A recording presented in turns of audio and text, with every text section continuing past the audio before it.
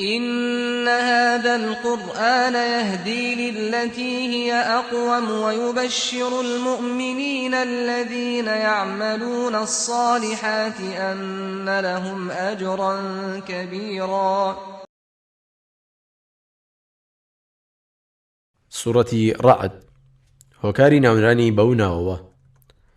سوڕەتی ڕەعد بەو ناوەوە ناونراوە بەهۆی باسکردنی ئەو دیاردە سەرنجڕاکێشەی کەوا دیاردەی هەورە بروسکەیە لە کاتی هەور و بارانباریندا کە نیشاندانی دەسەڵات و توانای بێسنووری خوای گەورەیە کە بەو هۆیەوە خوای پەروەردگار ئەو ئاوە بە شێوەی بارانباریندا دەبەزێنێتە سەرزەوی کە هۆکاری ژیان و زۆربوونی بەرووبووم و ڕزق و ڕۆزیە لەسەر زەویدا بۆ مرۆڤەکان. پێناسەیەکی سوڕەتەکە: یەکەم، سوڕەتی ڕەعد سوڕەتێکی مەدەنیە. دووهەم، ژمارەی ئاەتەکانی 43 ئاەتە. سێیەم، سوڕەتی ڕەعد زنجیرەی 13هەمە لە ڕیزبەندی لە ناو سوڕەتەکانی قورئانی پیرۆزدا. چوارەم، سوڕەتی ڕەعد لە دوای سوڕەتی موحەممەد دابەزیوە.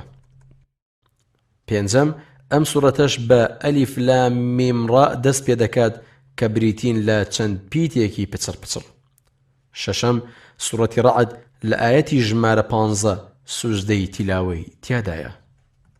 تەوەرەکانی سوڕەتی ڕەعد.